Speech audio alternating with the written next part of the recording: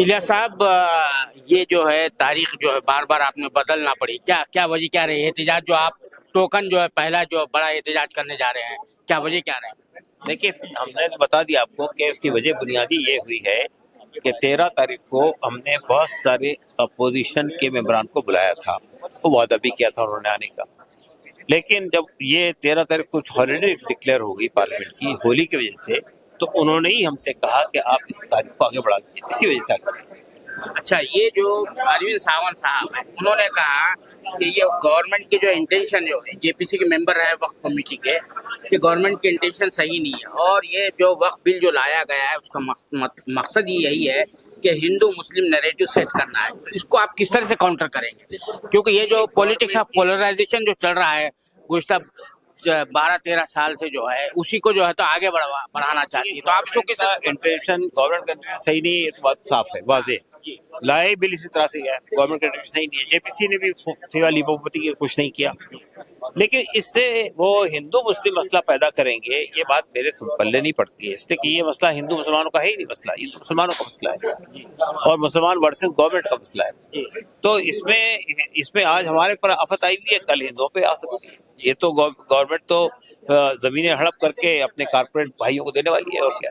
नहीं, आपने देखा कि भाई जेपीसी के अंदर जो आरएसएस को भी बुलाया गया, वनवासी आश्रम को भी बुलाया गया, उनका कोई स्टेक होल्डर तो है थे नहीं, वो क्यों बुलाया गया? ये जो है जिस तरह से सेट करने की कोशिश की जो जा रही है। ऑब्जेक्शन आपका है वही ऑब्जेक्शन हमारा भी है।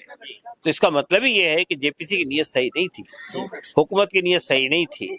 जिन लोगों का इशू है उनको छोड़ के आप दूसरों को बुला रहे हैं। उन्होंने आर्कियोलॉजिकल सर्वे ऑफ इंडिया को बुलाया, उन्होंने आपके रेलवे मिनिस्ट्री को बुलाया, उन्होंने मिलिट्री के लोगों को बुलाया, उसकी कोई जरूरत नहीं थी।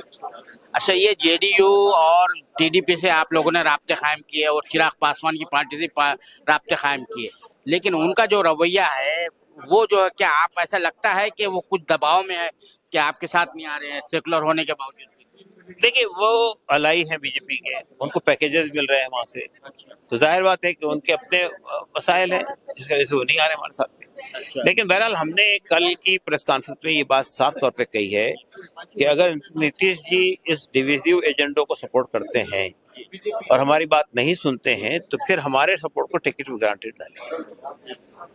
हम भी उनको इसके बावजूद भी वोट देंगे, इसकी गुंजाइश नहीं रहेगी। अच्छा, ये जो अब नया शुरू हुआ कौवा कान ले उड़ा, जैसा कि आपने शाहीन बाग का कह दिया, अब ये इस तरह की जो है चीजें जो है रिटोरिक शुरू हो जाएगी, इसको देखिए, तो अफसोस की बात यह है कि हमारा मीडिया जो है वो बात का बतंगड़ बनाता है। बात ये मैंने तो सिर्फ उस वक्त ये कहा, मैंने तो शाहीन बाग का लफ्ज भी नहीं कहा था। मैंने कहा हम देशव्यापी अभियान छोड़ेंगे, तो उन्होंने कहा शाहीन बाग बनाएंगे। मैंने कहा जैसा आप समझे। मैंने कहा शाहीन बाग में क्या खराबी थी। बहुत शुक्रिया।